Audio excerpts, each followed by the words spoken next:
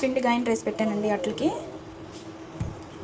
అందులో చట్నీకి పచ్చిమిరకాయలు, కొంచెం చింతపండు, చిన్నులపాయలు, వేరుశనగపప్పు, పచ్చి కొబ్బరి ముక్కలు, తాలింపులోకి ఎండుమిరకాయలు, కరివేపాకు, తాలింపు గింజలండి.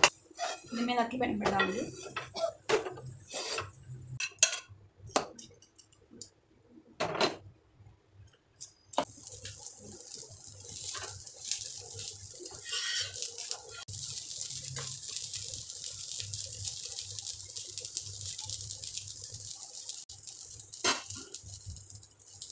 మనం బియ్యం నానబెట్టేటప్పుడే కొబ్బరి చట్నీ అండి దోశలండి.